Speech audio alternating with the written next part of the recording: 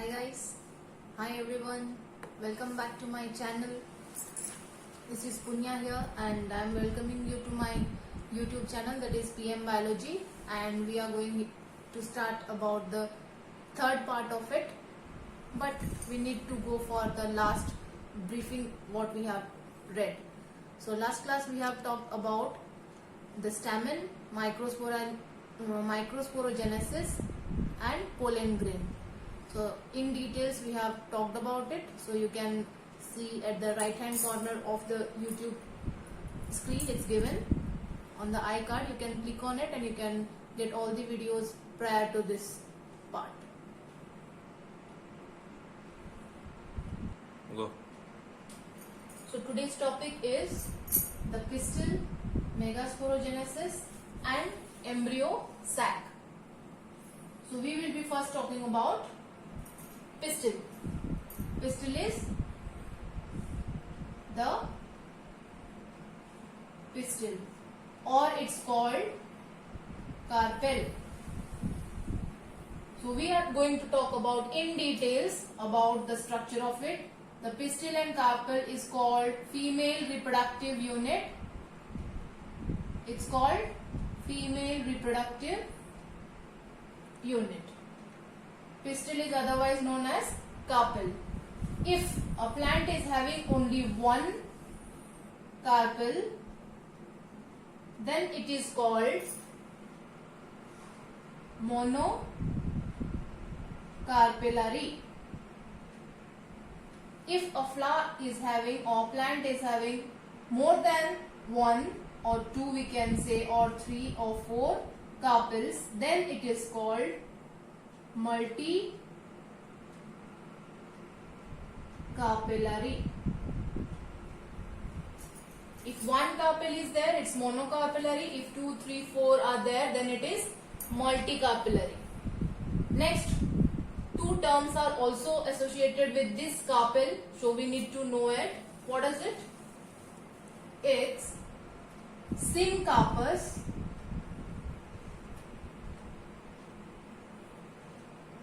when pistil are fused, apocarpus when they are separate.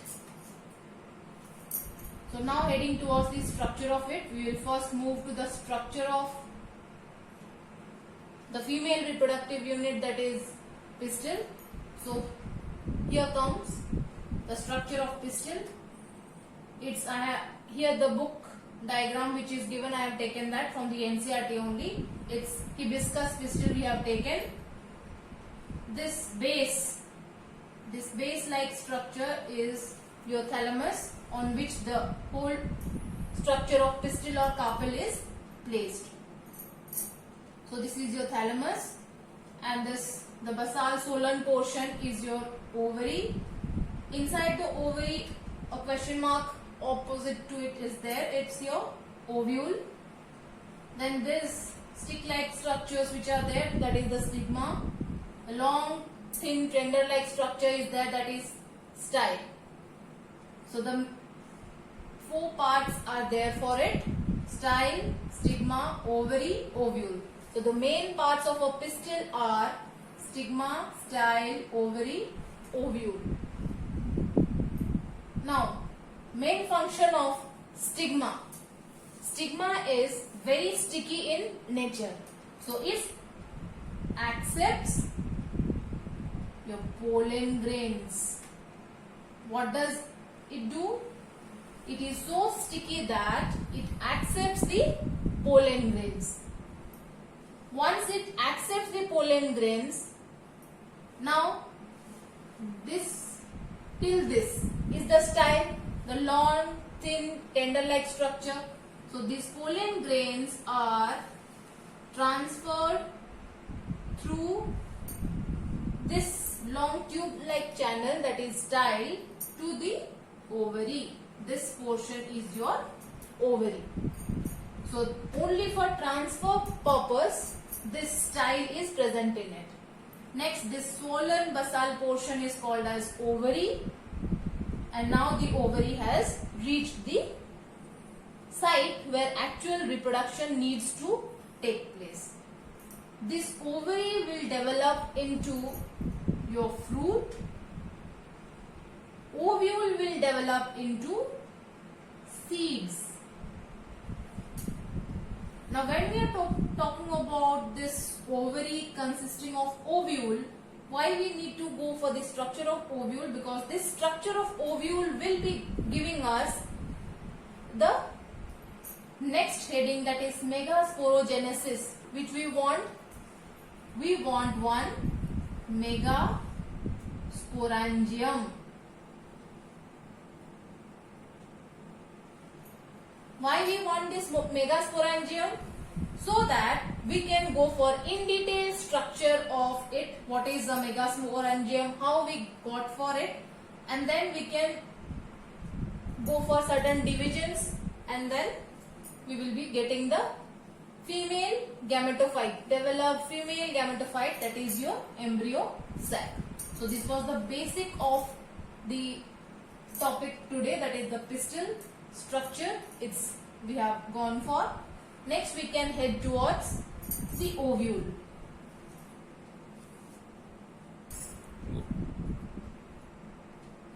So now we have ended up with ovule from the structure of pistil. So most angiosperms have this anatropous ovule. That means this structure is little different. What is given in the NCERT, I have drawn it, but this should be drawn always upside down. This micropyle portion should be like this. So how the diagram should be done? The diagram should be done in this manner. It should be upside down.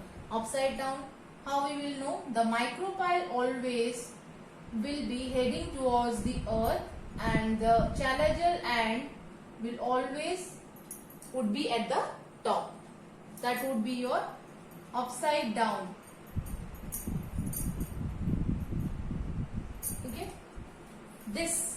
The diagram which is mentioned over here is directly taken from your NCERT, that is 2.7D. You can check for it. A typical anatropous ovule. This is the structure of it. Most angiosperms, or we can say 90% of angiosperms have,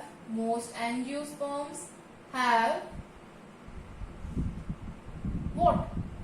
This anatropous ovule.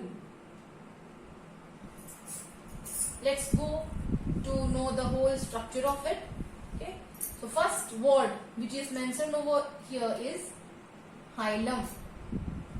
Hilum is the connectivity between this structure, this is the funicle, and the ovary wall. This is the structure of ovule. That means the dotted portion which I am making is the ovary. So the ovary wall and a wall layer just before this segments which I have made. This is one segment, this is one segment, this is one segment. That is a connectivity between the ovary wall and the cushion-like tissues which are present. These are called your cushion-like tissues, which are just to protect the inside content of it. So this ovary wall is this dotted one. This we can say as ovary wall. Just to it there are cushion-like tissues which are just to protect the inner content of this particular ovule. Okay. Now this hilum is the connectivity between this ovary wall and this chamber, that is your funicle, and this portion which makes the contact between the ovary wall and the inner channel, that is your funicle. It helps in channelizing all the nutrients which are required by the inner content of it. Next we can go for this one segment is there, this one segment is there. So what are they? They are called, the outer covering is your outer integument. Next to it is this portion, that is inner integument. There are two outer covering of this particular embryo sac, which would be helping for protection of the most sensitive area of it, that is this embryo sac. Next, this is the inner integument has been drawn. Now this portion, this is the embryo sac, this is the nucellus, N for nucellus. So this nucellus is also a protective layer, very spongy layer, or we can say very cushion like tissues are there which makes it spongy, that will be helping in protecting this particular area, that is your embryo sac. And this nucellus will provide nutrient whatever is required by the developing gametophyte, that is embryo sac. Now there are two ends of it. This is the structure of ovule. There are two ends to it. What are they? First, this opening, this one. Let me highlight it. The red marked one. That is your micropylar pole, through which the pollen tube actually enters into the ovule. This end, this is just opposite to it. Suppose this is north, this is south. So if north end is micropylar pole, then opposite to it would be your chalazal pole, or it's called chalazal end also. We will know why this is important and this micropylar pole is important in 2 to 3 part of it, next part of it. Okay. So what are the parts of it? We need to know the different parts of anatropous ovule very nicely. What is it? First is the hilum. Hilum is the connectivity between the ovary wall and the funicle. Funicle is the contact between, this is the tissue layer. What is it? It is the placenta. Inside soft cushion layer is called placenta. It is there to provide nutrition to the developing gametophyte. And the channeling which is made by the funicle. There are two ends of this ovule. One is the micropylar end and the other is the chalazal end. This chalazal end is important when we go for development of this embryo sac. 3 cells would be developing here, as well as 3 cells would be developing here. This micropylar pole will be helping us to help entry of what? The pollen tube. Next, this layer are layers which help in protection of the inner content, that is the embryo sac. Embryo sac is the female gametophyte which is going to develop, and just outside the embryo sac, very spongy cushion type tissues are there. Those are called your nucellus. Its function is to provide what? Nutrient to the developing gametophyte. So now we need to know this embryo sac, how this embryo sac is taking part in the megasporogenesis process, and what is the tissue structure of this embryo sac which is giving us a megasporangium. So we will be going for the next topic, that is megasporangium. So megasporangium, when we will be going for, we will be going to know the inside content of it, what are the layers of cells present in it, and how the division is taking place. So next topic would be megasporangium. So where we ended, from this embryo sac, how we are going to get a megasporangium. So next part, we will be talking about megasporangium. Where we can get the megasporangium from? We can get the megasporangium from this embryo sac. We will be talking about the different layers of it. So we will be knowing about how this embryo sac is giving rise to megasporangium. So just wait for the next part. Till then, please like, subscribe, comment and share. Thank you.